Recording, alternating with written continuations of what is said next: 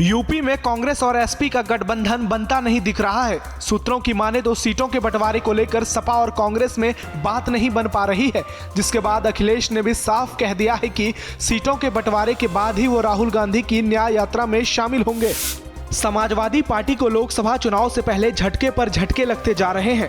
Party में महासचिव पद से इस्तीफा देने के बाद स्वामी प्रसाद मौर्य ने खुलेआम मोर्चा खोल दिया है और साफ कह दिया कि अखिलेश की इतनी हैसियत नहीं कि वो उन्हें कुछ दे सके, उल्टे उन्होंने ही पार्टी की जड़ को मजबूत करने का काम किया है। दिल्ली के तालकटोरा स्टेडियम में,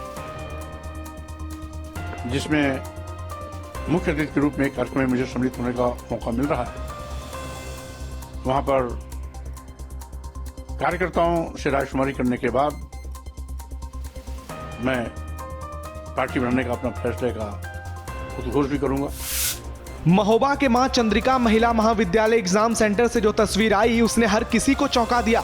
यहां एक दूल्हा बारात से पहले पुलिस भर्ती की परीक्षा देने परीक्षा केंद्र पहुंच गया।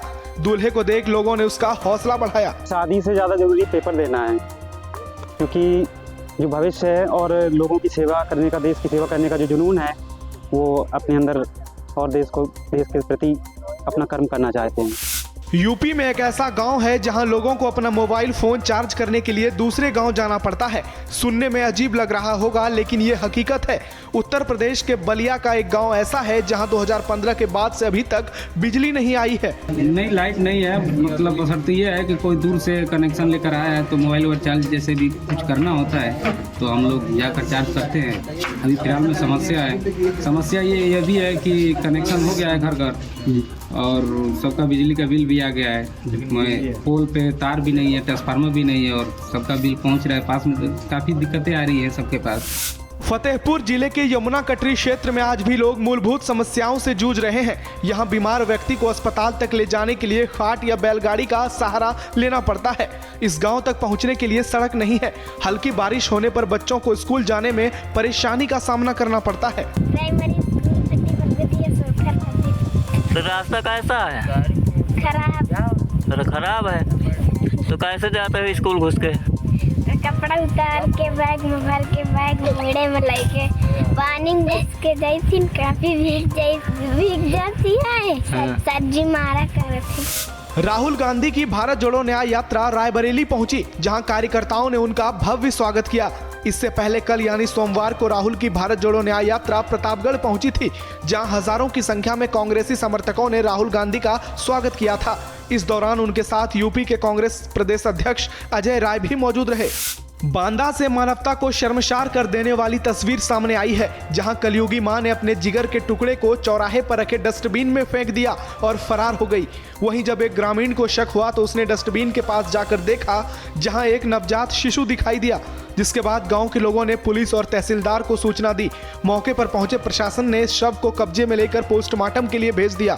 सिंगरौर इंटर कॉलेज के पास जो डस्टबिन रखा हुआ है, इसमें नवजात शिशु जो है पड़ा हुआ था, जिसमें इसकी शिनाख्त जो है कुत्ते ने जब बाहर किया तब मोहल्ले के लोगों ने जानकारी मिली, उन्होंने हमें सूचना दिया। आजमगढ़ से सांसद दिनेश लाल यादव उर्फ निरहुआ ने अखिलेश यादव को लोकसभा चुनाव के लिए खुली चुनौती दे डाली। उन्होंने सपा के अध्यक्ष अखिलेश यादव को चुनौती देते हुए कहा कि वे आने वाले 2024 लोकसभा चुनाव में आजमगढ़ से चुनाव लड़कर दिखाएं, पता चल जाएगा। मैं तो चाहता हूं कि अखिलेश यादव खुद आए हैं आजमगढ़ लड़ने के लिए, क्योंकि पहले भी अखिलेश यादव लड़े थे वहां।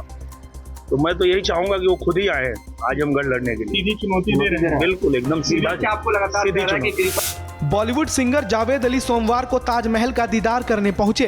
ताजमहल का दीदार करने पहुंचे बॉलीवुड सिंगर के साथ सेल्फी लेने की होड़ मच गई। फैंस जावेद अली की एक झलक पाने के लिए बेताब नजर आए। कानपुर में ट्रैफिक व्यवस्था को बेहतर बनाने के लिए शहर में एक नया प्रयोग शुरू किया गया है। जिले को जाम से मुक्त कराने के लिए हर उस व्यस्त चौराहे पर सीसीटीवी कैमरा लगाया जा रहा है, जहां लोगों को जाम से दो चार होना पड़ता है। इन कैमरों के जरिए जाम के कारणों को तलाशा जाएगा, फिर उसे दूर करने की रणनीति बनाई जाएगी। वो वहाँ के जो लोकल एसीपीज हैं, अब उनकी भी जिम्मेदारी होगी कि उन चौराहों को जाम मुक्त रखें और उसमें क्या क्या सुधार लाए जा सकते हैं, जिसके हिसाब से सुगम यातायात सुनिश्चित की जाए। तो इस हिसाब से एक लोकल टास्क फोर्स भी बनाई गई है, जिसमें सभी विभागों के लोग प्रतिनिधि हैं इसमें, और सभी चौराहों पे जाके और उन्होंने अपनी रिपोर्ट जो है वो डीएम सर को प्रेषित भी की जा चुकी है। उसमें क्या क्या उसमें सुधार होने हैं, क्या क्या चेंजेस होने हैं। कन्नौज में खाना बनाते वक्त चूल्हे से निकली चिंगारी से पूरा घर जलकर खाक हो गया। सूचना मिलने पर पुलिस और फायर ब्रिगेड की टीम मौके पर पहुंची। आग से 2 महिलाएं गंभीर रूप से झुलस गई हैं, जिन्हें अस्पताल में भर्ती कराया गया है। बढ़ गया पूरा, ये पूरा खत्म हो गया पूरा। किस गांव का मामला है ये? चंदौआ। लगभग कितना नुकसान हुआ है यहाँ पे? कम से कम 4000। मथुरा के गोवर्धन रोड पर लंबे समय से नशे के इंजेक्शन का व्यापार चल रहा है। सूचना मिलने पर ड्रग विभाग की टीम मौके पर पहुंची और लोगों से पूछताछ की। इस दौरान नशे की सप्लाई करने वाला दुकानदार फरार हो गया, जिसकी तलाश की जा रही है। इस मेडिकोज के अगेंस्ट में एक सूचना प्राप्त हुई कि यहाँ पर नशीले पदार्थों का सेवन किया जाता है तथा उनका क्रय विक्रय किया जाता है।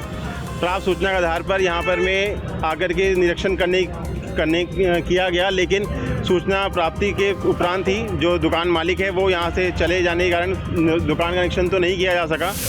यूपी के बनारस में मिलने वाला लाल पेड़ा और लौंग लता जैसी स्वादिष्ट मिठाइयों को अब अंतर्राष्ट्रीय स्तर पर पहचान मिलने वाली है। 23 फरवरी को पीएम नरेंद्र मोदी बनारस में बनी बनास डेयरी का उद्घाटन करेंगे। इस डेयरी में रोजाना 10 लाख लीटर दूध से मिठाइयां बनाई जाएगी, जिससे प्रत्यक्ष रूप से लाखों लोगों को रोजगार मिलेगा। ये पूरे पूर्वांचल की इकोनॉमी को, खास करके रूरल इकोनॉमी को चेंज करने वाला ये प्लांट है। अभी डायरेक्ट 80,000 से ज़्यादा किसान ये प्लांट से जुड़ गए और आने वाले समय में 3 लाख तक किसान ये पूर्वांचल के जुड़ेंगे। वाराणसी के साथ साथ में पूरा पूर्वांचल में दूध क्रांति की शुरुआत ये अभी हो गई है। इस प्लांट की कैपेसिटी है वो अभी 10 लाख लीटर की पर डे की है और आने वाले समय में 15 लाख लीटर तक ये पहुँचेगा। पुलिस भर्ती परीक्षा को अभी 3 दिन भी नहीं बीते कि परीक्षा का पेपर लीक होने की अफवाह तेजी से फैल गई और इसी अफवाह के चलते मेरठ में अभ्यर्थियों का गुस्सा उबाल पर है। छात्रों ने पेपर लीक होने का गंभीर आरोप लगाते हुए राज्य मंत्री डॉक्टर सोमेंद्र तोमर के आवास के बाहर जमकर हंगामा करते हुए नारेबाजी की। हमारी मांग ये है पेपर को दोबारा कराएं, री एग्जाम कराएं। UP police. हाँ जी, सभी भाई आए, हम नहीं है अकेले। हमने ट्वीट भी कराने की कोशिश करेंगे, ऐसे कुछ नहीं है हमारा। मतलब कोई हमारा संविधान के दायरे में कर रहे हैं, हम कोई गलत नहीं कर रहे हैं, हमारा अधिकार है ये। केंद्रीय मंत्री और अमेठी की सांसद स्मृति ईरानी ने अपने अमेठी दौरे के दौरान लोगों की समस्याएं सुनी और कांग्रेस पर जमकर निशाना साधा। इस दौरान उन्होंने एक लेखपाल को फटकार भी लगाई। औरैया में मुख्यमंत्री सामूहिक विवाह योजना के तहत 205 जोड़ों की शादी कराई गई, जिसमें 7 मुस्लिम जोड़े भी शामिल थे। इस दौरान बड़ी संख्या में वर वधू के परिजन शामिल हुए। कांग्रेस नेता राहुल गांधी मानहानि के मामले में सुल्तानपुर के एमपी एमएलए कोर्ट में पेश हुए, जहां कोर्ट ने उन्हें जमानत दे दी। बता दें कि कर्नाटक विधानसभा चुनाव के दौरान राहुल गांधी ने तत्कालीन बीजेपी राष्ट्रीय अध्यक्ष और वर्तमान गृह मंत्री अमित शाह पर आपत्तिजनक टिप्पणी की थी। इसी बात से आहत बीजेपी नेता पूर्व कोऑपरेटिव चेयरमैन विजय मिश्र ने केस दर्ज कराया था। दिल्ली बॉर्डर पर बैठे किसानों की मांगों का कानपुर के व्यापारी लगातार विरोध कर रहे हैं। व्यापारियों का मानना है कि दिल्ली बॉर्डर पर बैठे किसानों की मांग गलत है। किसान जिन मांगों को लेकर धरना प्रदर्शन कर रहे हैं उससे व्यापारियों को बड़ा नुकसान हो रहा है, इसलिए किसानों की मांगों को ना माना जाए, नहीं तो व्यापारी वर्ग सड़क पर आने को मजबूर होगा। ये बाध्यता, ये कानून हम पर लागू नहीं होना चाहिए। हर हाल में इसका विरोध हम पूरे उत्तर प्रदेश की मंडियों के संपर्क में है। 220 मंडियां उत्तर प्रदेश में, हिंदुस्तान में लगभग 10,000 मंडियां हैं। इसके व्यापारी प्रभावित होने वाले, उन सबको जागरूक कर रहे हैं, बता रहे हैं। इस आंदोलन को लखनऊ और दिल्ली तक ले जाया जाएगा। अब तक आपने वकीलों को हिंदी और अंग्रेजी में अपने बहस करते और जिरह करते हुए सुना होगा, लेकिन वाराणसी में एक ऐसे वकील हैं जो संस्कृत अदालत में बहस करते हैं। इस दौरान वो सारी दलीलें भी संस्कृत में देते हैं। हम मुख्य रूप से फौजदारी के अधिवक्ता हैं। आपराधिक घटनाएं जो घटित होती हैं और यहाँ जो काम आता है अपराध संबंधी, वो मैं काम करता हूँ। हाँ, कार्यशैली संस्कृत में हम सारा काम करते हैं। प्रदेश के जूनियर एडेड विद्यालयों में शिक्षकों की जल्द नियुक्ति की मांग को लेकर 2021 की भर्ती में शामिल अभ्यर्थियों ने शिक्षा निदेशालय पर जोरदार प्रदर्शन किया। अभ्यर्थियों ने जल्द से जल्द नियुक्ति के लिए शासनादेश जारी करने की मांग की है। अभ्यर्थियों का आरोप है कि पिछले 3 साल से जूनियर एडेड शिक्षक भर्ती पूरी नहीं हो सकी है। सर आप लोग खुद ही देख रहे हैं हमारा संघर्ष, जहां मोदी जी महिला सशक्तिकरण की बात कर रहे हैं। आज के समय में देखिए मोदी जी के द्वारा जो ये अधिकारी नियुक्त किए गए हैं, इनके द्वारा प्रताड़ित हम महिलाएं यहाँ पर संघर्ष कर रही हैं। हमारी मांग है इस भर्ती को जल्दी से जल्दी पूरा किया जाए, क्योंकि 3 साल बीत गए हमें इंतजार करके और प्रताड़ित होते। उत्तर प्रदेश की हर खबर से अपडेट रहने के लिए श्रेष्ठ यूपी को करें सब्सक्राइब, बेल आइकन दबाएं और देखते रहें श्रेष्ठ यूपी।